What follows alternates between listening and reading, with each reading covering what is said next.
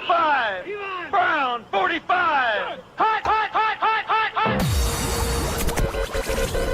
hot. You are listening to Any Given Sunday, Australia.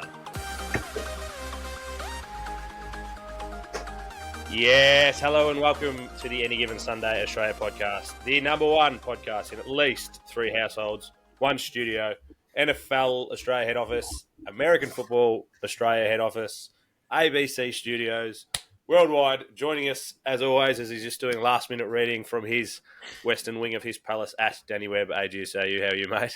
Oh, what a day. What a day today was, but a day it was. You are here. That's all that matters. And joining us from his, I'm going to say eastern wing of your palace, Charlie, our Melbourne Mafia, Charlie Pickering. How are you, mate? Very well. Very excited to be here. Still basking in the glow of the Chiefs' victory. Bill's Twitter is a very happy place right now. Yeah. Chiefs lost, mate. Chiefs didn't win. No, but victory against the Chiefs. I'm picking up what you're putting down. Yeah. As soon as I said that, I was like, he's right. I've fucked up here. No, it's really okay. We're both wrong, and that's important. Yeah. That's important. Yeah. As long as you don't overshadow me and I don't overshadow you, that's the main thing. That's right. Absolutely. All right. We're starting straight off with a big win for the Texans. Mixon dominated against the Texans. And, Charlie, we picked that. He dominated for the Texans against the Cowboys. We picked that straight away. That was going to be the big game changer. And as of quarter number 1, he had 72 yards and 2 touchdowns, I believe. That's right. And the only conclusion, there's a few conclusions to draw from it. Mixon is in a great patch of form. The Cowboys' run defense is as bad as it has been for a number of years. And we know ball. That's the big conclusion. We know ball. we know bad ball. That's the main thing. Yeah. We know who's bad. And good for our punting.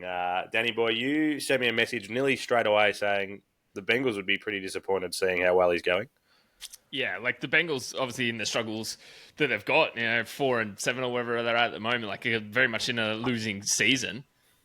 Mate, they'll be kicking and screaming wishing they had Joe Mixon, especially what he's putting up. He's getting like the most carries almost out of anyone out of all these running backs, and then dominating while he's doing it. 3 touchdowns on the ground, incredible. What my question about this game is the Cowboys were getting pretty well dominated for the majority of it. They went out and traded and got Trey Lance, but don't put him in the game at all. Like the Cowboys weren't coming back. They were in a huge deficit. And you're not even going to throw him out there to see what he can do. Have they just given up on Trey Lance already, do you think? Or have they're that deeply invested in Cooper Rush? I don't know why you would be, but are they? No, but hang on. Am I right? Cooper Rush, was it Cooper Rush that Dak was injured, was it last season? Year. Yep. And came in and actually... I think he went 4-0. He went 4-0. So I think it's that. There is something really conspicuous about Trey Lance, but I just don't think he's ever played enough games to have any idea if he's good or not. He was actually coming into, when he got drafted by San Francisco, he was the least experienced of those top quarterbacks drafted. And who else? It was Zach Wilson as well. And Zach Wilson was pretty inexperienced, but Trey Lance was less experienced. So he's never had the time on the paddock to really learn the craft, which is, and we've had a little chat about this across the board, that's a problem around the league. What do you do with maybe a quarterback with good traits, but they have to get experience on the paddock to know if they're any good, to actually learn how the game is played? You've got to get out there and make some mistakes so that you don't make them again. And now you see a bunch of these maybe talented, maybe not quarterbacks, and we'll probably never know about Trey Lance.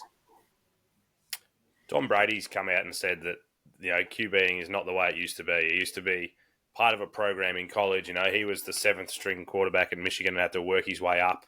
He didn't just go, I'm a 7th stringer. I'm going to get in the transfer portal and go to another program that's going to play, plug and play me straight away. He had to earn his spot. And he's said it quite a few times that QB is not an art form anymore. It's just, it is what it is. You're really good and can work out the systems a little bit. And they've dumbed down the systems as well to try and suit that. So we're going to see more busts, I think, going forward. You can definitely see quarterbacks coming out of college. There is a small number that are playing in complicated schemes that are learning skills that they need. and there are a lot that are good at almost a glorified backyard ball. Like it's just very, very simple. And I will say, I think maybe Tom Brady is right on this one. I know it's a massive call, but he may know a bit about quarterbacking. Yeah. And we spoke, Charlie, yesterday about CJ Stroud's kind of having second-year struggles, and I brought up the fact that, because you said Josh Allen is 6 years in and playing better than he's ever played, teams have now got 12 months of film on CJ Stroud. Like, he went so well last year, but we only had college film and we didn't have, pro film on him. Now we've got 12 months and we can scheme against him. Do you reckon that's going a little bit towards that second-year struggle? I definitely think so. I mean, there are a lot of examples of regression from year one to year two for quarterbacks that come out, and like you would have to say, he exceeded all expectations. 100%. The Texans didn't expect to be where they were at the end of last season. So he's done incredibly well. But regression is natural. And yeah, I think now we've seen, particularly with an up and down season, there's not just enough tape on him from last year or, now to know who he is. You've seen what's worked against him. You've seen the things that he has trouble with. And I think there's always going to be regression when you take away, like, two of his top receivers were out injured. And Nico Collins, even this week, was there, but he wasn't Nico Collins. He's still playing back in, But he can't just throw it to these elite. He hasn't got three wide receiver ones on the field that he can throw to and know that they're going to make up for some gaps. Some of his passes aren't as accurate as they were last year. And, yeah, I think it's natural there'd be regression. I also think he has seemed less composed is another thing. Last year was almost such a dream run, and his mum was very excited in the crowd, excited every game. The Lord was with him every step of the way. I think he might have the same team in his corner, but I think he is nowhere near as confident as he was last year, or he's not steamrolling this year, and he looks a bit rattled. And you've seen him not quit, but you've seen him not know what to do quite a few more times this season. Danny, that Nico Collins, before we move on to our next story, that Nico Collins comment just hit you a little bit harder. Yeah, I may or may not have had him for 5 receptions in a cheeky little bet that we had built, and it was the only lead to go down. And he had multiple receptions pulled back for him. So he had the first pass that he took, which was the 77-yard dash to the end zone, got pulled back because an ineligible player downfield. And then he also caught one relatively clean on his chest, but the ball may or may not have touched the ground. I'd like to say it didn't. But the refs seemed to disagree with me, and they pulled that one back as well, despite the Texans trying to go as quickly as possible before the Cowboys coach just went on and challenged it. So, yeah, thanks, mate. Lost the bet. You're welcome. All right, the next story. We have 3 teams in the state of New York. Not a lot of people know this, but there is a third team in there. They're doing quite well. The other 2 New York teams absolutely suck at the moment. And the first one I'm going to talk about, Danny boy, the Jets, they continue to crumble as they're firing their GM, Joe Douglas, this morning for us. Crazy. It's crazy news for it to come out. Has Aaron Rodgers literally gone there and just got everyone else fired? Is that the story? Is that what we're running with? It feels like he's blowing up the building, very LeBron James style, which we've said in the past. Whether he's actually had anything to do with this or not, I don't think anyone cares. They're going to run with that kind of story anyway, Danny. Yeah, 100%. He very much will go there and he'll put his hands up and say, I had absolutely nothing to do with this. But when you have a superstar like Aaron Rodgers come to the organization, then all these other pieces fall surrounding it. Of course, they're going to point the fingers at him. He very much might have had absolutely nothing to do with it. But how could you not lean that way from an outside perspective looking in? And Charlie, that was kind of the problems when he was at Green Bay. He was always felt like he wasn't being spoken to about, weapons and such like that. But it seems like when he does get talked to, it doesn't work anyway. Yeah, it was a big... I remember that narrative that just went way too long at Green Bay. It just didn't let up with him wanting to have more power within the organization. But he is not comfortable with having the responsibility that goes with that power. I'm sure he's in New York calling shots. He's Aaron Rodgers. And it was probably part of getting him there was he would have the power that he didn't have at Green Bay, and you get your say. Well, he's not a fucking GM, and he's not a coach, and he's a future Hall of Fame quarterback, but I don't think he's a manager of people. I don't think he learned how to work with people in a structure from his family that he doesn't talk to anymore. And so, it seems like giving him power and no responsibility for it. And there are some, there's an article that it literally went up about an hour ago on The Athletic, which is now in the New York Times. So this is the paper of record in the city of the New York Jets. And the story, I'm going to read this to you. It is a story about what went down earlier in the season right before Saleh was fired, right? And it was a meeting. This has just been leaked. So obviously someone is trying to leak this to hurt the owner of the Jets and not help their season at all. So this is the story. The coaches had been called in to explain what happened with their units during the 10-9 home loss to the Broncos. During the meeting, Johnson suggested to the coaches that they bench Aaron Rodgers. This is Woody Johnson, owner of the Jets, telling the coaching staff that they bench Aaron Rodgers in favour of Tyrod Taylor because he felt Rodgers' performance was holding them back. The coaches and Joe Douglas, stunned by that, talked him out of it, convinced him to stay the course, and that benching Rodgers with his pedigree 4 games into the season wouldn't sit well with the locker room. They also said it would embarrass Rodgers, and the idea of benching a future Hall of Famer sounded absurd. So it calmed it down for about a week, and then I think it was October 8th that they sacked Saleh, and he sacked Saleh without consulting with Joe Douglas. So the owner has been sus on Rodgers since 4 weeks into the season. Every story coming out of the Jets is that Rodgers is the problem. Every story that's coming out is that he is the problem, and it's the one thing that they're not doing to solve it. And I'll give you another little nugget that I just think is worthy of this, a part of my argument that Rodgers is a problem and Douglas is not the problem. Joe Douglas has drafted Garrett Wilson, Sauce Gardner, Breece Hall, Will McDonald, Braylon Allen, Jermaine Johnson, and Michael Carter. Right now, admittedly, it's very easy to draft good players when you suck for multiple years and have heaps of high draft picks, right? It's a lot easier to hit on a draft when you're going 1, 2, or 3 every year, and you get in the habit of it. But I don't think anyone can, apart from drafting the contract that brought Aaron Rodgers into the building, apart from signing off on the deal, what has Joe Douglas done wrong as a GM? Literally, you cannot tell me they don't have what they need to be a successful team. And every conversation about the Jets' bad season is all about, with that roster, they should be better. Well, you can't blame the guy that put the roster together. No. And especially on the offensive, well, the defensive side is just incredible, especially the last few years. Offensive side of the ball, they are, on paper, beyond elite. So they should be absolutely trouncing people. And I think you're right.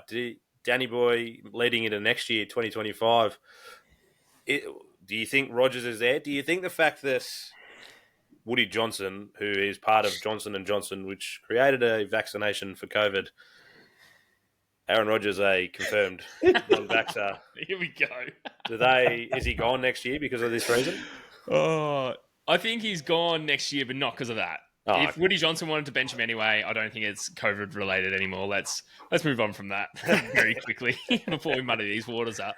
I don't think it has anything to do with that. But if Joe Douglas wanted him there and signed the contract and he was there, now he's moved on from him, a new GM's going to want a fresh start. They're going to want to have put their own stamp on it, create their own roster, and that will probably start at the quarterback position. They will move on from Rodgers next year, guaranteed. Wow.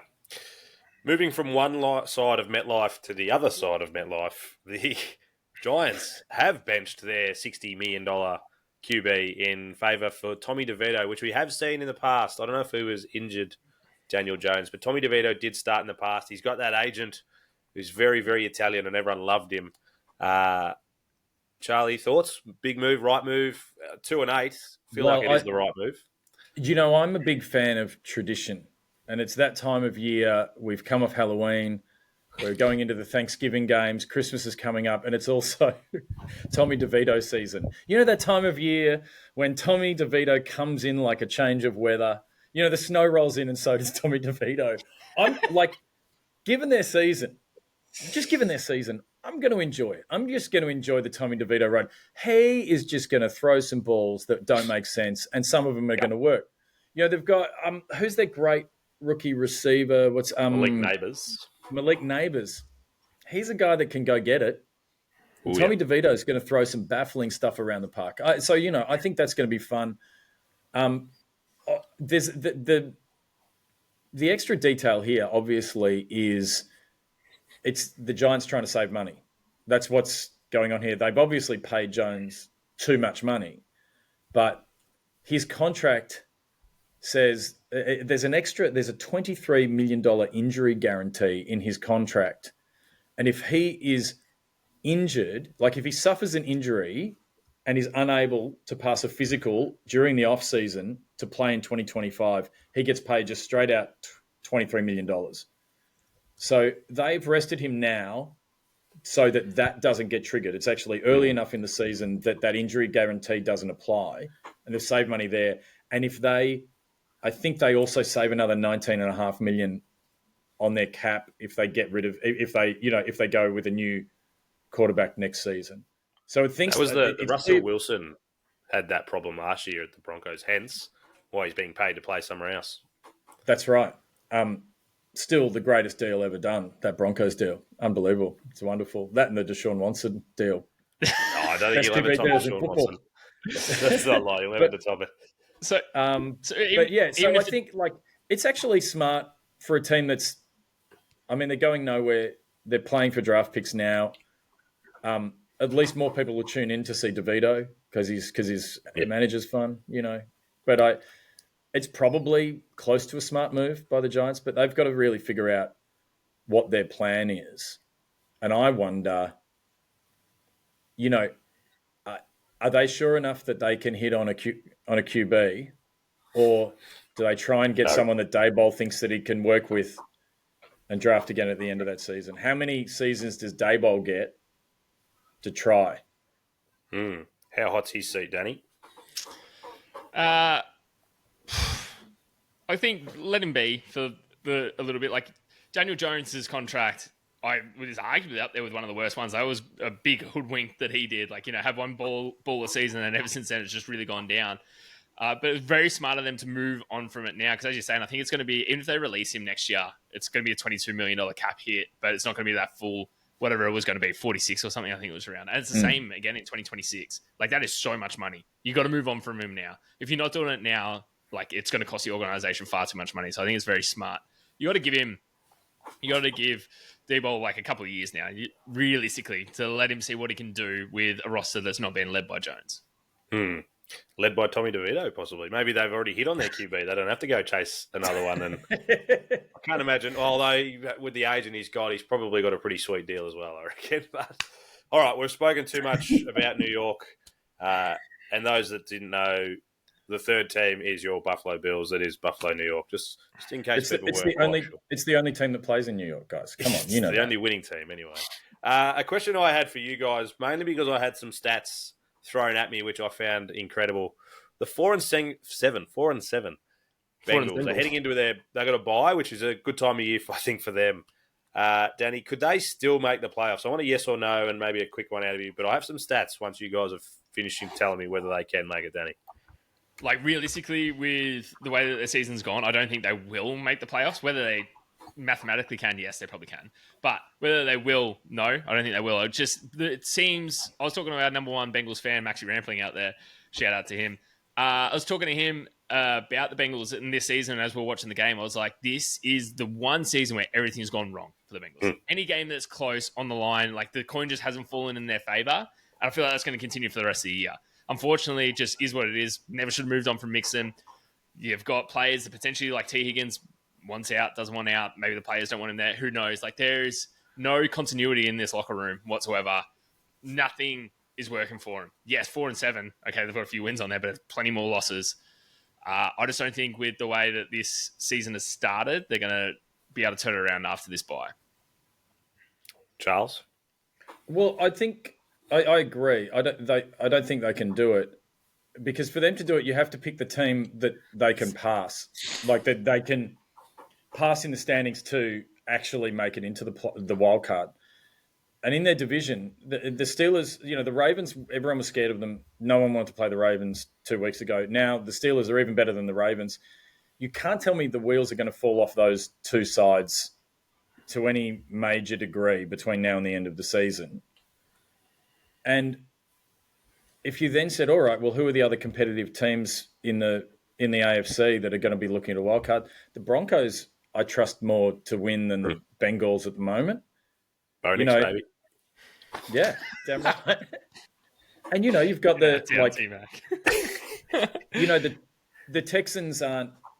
The Texans aren't as scary as they could have been at this time of the year, but they're competitive. They're still, they're going to do well in the AFC South. Like I just don't know the teams that are going to fall over in the style of the Jets or the Giants in the way that the Bengals need to make it. They could maybe win, 3 or 4 on the way home and still come up short. Yeah. The reason I bring it up, I had some stats sent to me by a friend of the show, Big Rob. Since 2004, boys, how many QBs do you reckon have thrown 25 touchdowns and less than 5 interceptions since 2004? So 20 years. Give us a ballpark. Nah, there's been 21, all right? Names like Tom Brady, Aaron Rodgers, Drew Brees, Patrick Mahomes. So some pretty big names, right? 21. 2 this year. Lamar Jackson, who has the second worst record on this list at 7-4. And Joey Burrow, who's thrown 27 touchdowns and 4 interceptions. So he's in a very elite company, but yet his team is 4-7. So I feel like they're wasting such a great QB wide receiver combo because Jamar Chase is having a lights out year too, but throwing over. So he's thrown 27 and 4 interceptions. Crazy to think that they are 4-7. And Daniel, I couldn't agree with you more. It just feels like anything that could go wrong is going wrong. I saw a video this morning. It was obviously taking the piss, but it was Joey B walking behind his kicker or his punter, his kicker, going like, "What the fuck are you doing? You missed 2 field goals. We would have won." Like, it was hilarious. But I just feel like for those Bengals fans, Maxie especially, hang in there because your QB wide receiver room is elite. Hopefully they don't blow it up. And look, I do think they can go on a run and win. If they have to get to 10 wins, and it's going to be tough with only 7 games left, but they can get there. So I just wanted to bring up those stats. I think it blows my mind to be in such elite company, and like Tom Brady at week 11 in 2007 had 38 touchdowns. Number 1 this year is 26, 27. Like, wow, blows your mind. Some games that we do have this weekend that are kind of tickled my fancy, and I want to see which ones of these tickle your fancy, boys. Just quickly, San Fran at Packers. I like that game for obvious reasons. Eagles at Rams. Danny Boy, I'm sure you're all over that. Vikings, Bears. They're 3 games that I've picked that we're not going to go too in deep about, but I reckon they could be games to keep your eye on. Charlie, which ones of those really tickles your fancy? Look, I think Niners, Packers, I think we're going to find out a lot. Like, it's crunch time for the Niners. Interesting stat. The Niners are ranked 2nd in the entire NFL for total offense with 398.9 yards per game, which is, as an average, that's a lot of yards. You should not be 5-5. Like this, you can point to various injuries on offense and various problems, but that is a lot of yards. Like that's, so there are some deep problems with how they're putting it together in red zone, how they're defending. There's questions. Bosa, I think, is it possible to come back? Purdy is sore, is day to day at the moment. So whether they're at full strength, whether they're really ready to roll, remains to be seen. And I think for the Packers too, they're a bit under the radar this season, a little bit, obviously for some more than others. But Well, this there hasn't podcast. been a hell of a lot of talk. We talk about CJ Stroud not having the season he had last year. I don't think we're talking about Jordan Love in the same way that we were talking about him in the home stretch last season. Now, he obviously can turn it on. He's a big game player. He played so well all the way home and into the playoffs. But, it's a test for both sides. Who's the real deal coming out of this? And I think we learn a lot. Yeah. It is a very worrying game for me, I won't lie. Let's hope Nick Bosa is out. I don't know if he is good to go, but let's hope he is out. Danny boy, which of these games, beside the obvious Eagle-Rams, are you looking for? Just quickly on the Eagles-Rams, it's going to be interesting for us traveling Eagles into SoFi. I think the Rams they're 5-5 at the moment, but they're looking like a relatively strong side. Like Stafford's playing some pretty damn good football. Cooper Kupp coming back. He's looking damn good. And then Puka Nacua, when he's not out there throwing haymakers, he's catching a lot of balls. He's catching a lot of balls too, So and then don't forget Kyron Williams dominating. Is he almost up there with getting the most scrimmage yards? We don't talk about him enough because all we're doing is talking about Saquon and Big King Henry, but he is getting some yardage out there as well. He's in the mix, definitely, yeah. He's in the mix. And then obviously the Eagles defense has significantly improved since our bye week. But you're going up against quite a significant force. I don't think this is by any way an easy game. I think it's going to be a very tight. And no wonder you picked it as one of your top threes to quickly brush over, because I reckon it's going to be an absolute winner of a game. Yeah, I think it will be a great classic, I reckon, offensive battle. I reckon they're both going to come out and it'll be very little defense, which I hope. The Vikings-Bears, I'll quickly cover it because you boys didn't. I really like this game purely because it's so many games this year that are divisional games have been so close. And I reckon this could be another one. The Bears are just the team. They haven't been getting the Ws, but give them credit. They've been hanging around in pretty much every game. I can't remember them being blown out, maybe early on. Williams has had his troubles. Whether he can turn that around will be interesting to see. I'd like to see him actually throw a touchdown. He's got a lot of weapons on that side, and they're not really getting the targets and the touchdowns that I'm sure that they want. So I like this game in Soldier Field as well. So I wouldn't be surprised if the Bears could sneak this one. I don't know what they're paying, but that could be... is it my pick? Danny yeah, boy? it is your pick. Ah, I was fuck trying to it. give Charlie one, but I feel like it's quite unfair since he's only jumped in halfway through the season. Yeah. Nah, fuck you, Charlie. It's ours. Yeah, fine. Fair enough. I get that a lot. I don't even know what the odds are. I'm going to go with the Bears. So they're going to cause an upset here against the Vikings. We'll have Danny boy. Can you quickly look at that while I'll So talk about the games. The Bears are paying $2.59, so that's fine. You can jump on them as your any given Sunday pick of the week, which is where we pick a roughie. It's not the bet of the week. It's not our number one pick of the week. No, this is just a roughie that we think where we pick a could cause roughie. an upset. Just make sure that's nice and clear. We pick a roughie. Being the Bears. Definitely an outsider. I just want to say one thing to look for with the Bears, because I think they can do it. I think the inevitable gravity applied to the Vikings and Sam Darnold. He's had a season beyond everyone's expectation, but he is as inconsistent as everyone expected him to be. I think it's interesting to see if Eberflus actually backs Williams to get the job done. They lost their game this week narrowly, and it was a situation where if you really believed in your quarterback, you would have let him control the end of the game and not a kicker. And I think that is because, unless I'm mistaken, it was a blocked kick, wasn't it? The end of the game, and if you really thought that Williams had it, you would have given him a shot at that at the end of the game. And they'd been good in the red zone. I think he's improving a lot, but I just there's a question over the belief in him within the organisation. That's the thing to look for. That's why I think they could turn around this week, especially at home.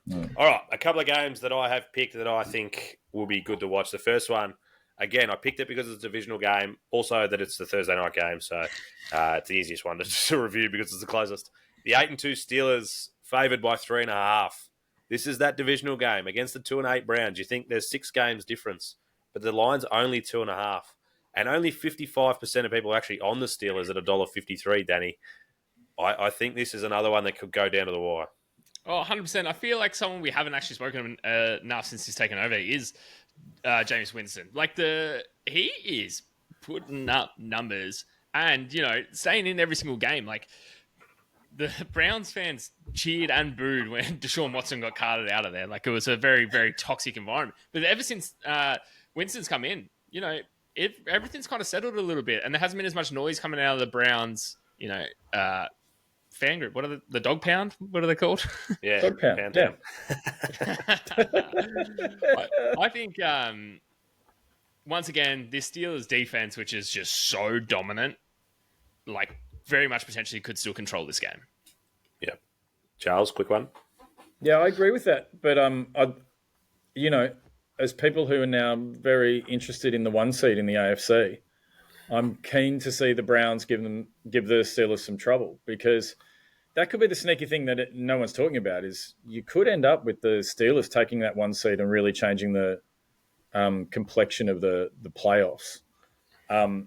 But yeah, I do think the Steelers will get it, because they've been underestimated by everyone all season until about a week and a half ago. They are strong, and can Jameis stand up against a Coach Tomlin defense? It'll be interesting. So you're picking the Steelers?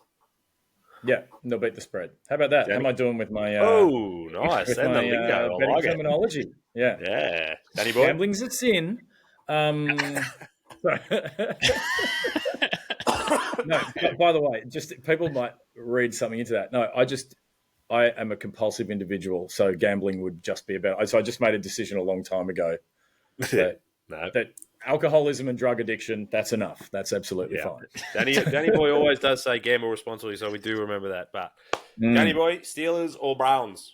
No, you got to go to the Steelers, don't you? Because the fact that it is a divisional matchup, it's going to make it really tight.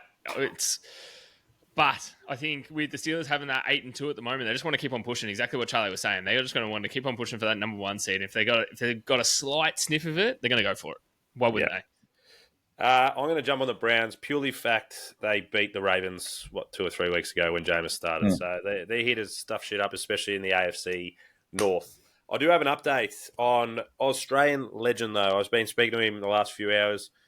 Cam Johnston, who is the punter for the Steelers, obviously hurt himself, did his knee early in the season.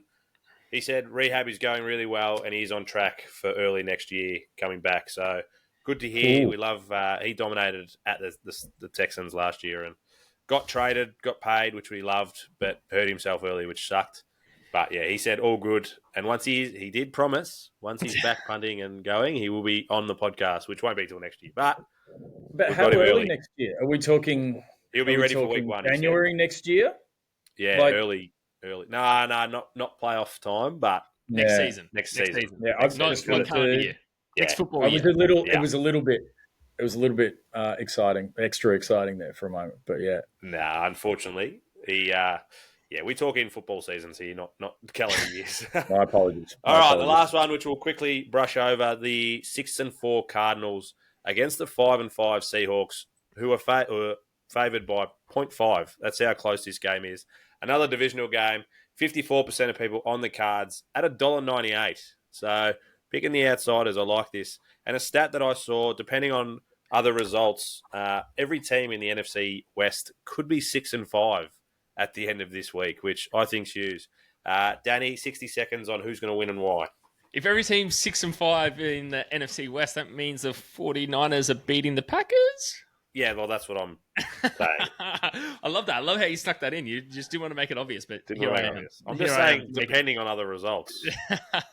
We're going to have 3 at 6. You said the Packers are going to lose. That's the best thing you've ever said on this podcast. I'm not saying that's what's going to happen. Huge matchup this is. The Cardinals definitely playing in form. Defense is incredibly underrated. The Seahawks, though, what grit and grind to get past the 49ers, literally on the last drive. Like, Gino did everything, did it on his feet. Whoa, flip of a coin matchup. It's exciting. Literally. So who are you picking? oh no, I got to back the Cardinals, haven't I? I picked them to make the playoffs. So you did. You did. I got to stick fat. And the 0.5 line literally means it's a flip of a coin. So, Charlie, who's going to win and why? Yeah, do you know, I think the Cardinals could cause the Seahawks some trouble. Like, Kyle Murray's a mobile quarterback. Teams have had a bit of success with running quarterbacks this season against the Seahawks. But it is so close. I'm going to come down with a home field and just go purely because the Seahawks are at home. I think that's the only difference. I don't believe Cardinals fans are like, say, the Bills Mafia that will be were louder in Seattle than the 12th man were. So I would say that, I think that could make the difference. That's it. I love that. There you I go. love that reason. 12th man, I'm going to get on that as well. I've watched a few games between the Packers and the Seahawks, especially Wilson, Rodgers eras, and the 12th man definitely comes into it. So I like that, and I'm going to run with you and say that I'm going to give them a 0.5 as well. So just in case if they win, if it's a draw somehow, I still win. So, yeah, I think the Seahawks get the job done just to keep it real tight at the top. But to go back to your stat, Danny, quickly before I sign us off, if it does work out 6-5, San Fran will still be bottom of the table because they have the worst divisional record. So you know. Which actually hurts my divisional picks. I can't believe I picked so many things against myself at the start of the season. Picked Cardinals to make the playoffs, but also picked the 49ers to take out the division. What was I thinking? What are you thinking? All right, boys. Great work. Massive week 12 ahead. Good luck to everyone. Good luck to all your teams. Charlie, I reckon you've got the bye pretty well covered. And Danny, I think we'll get it. Perfectly timed bye. Yeah. The Rams, let's just hope it's an absolute score fest. And I don't care if the Packers win 3-0 as long as we win. See you all next week. Remember, gambling is a sin, so gamble responsibly. Yeah. Let's finish on that.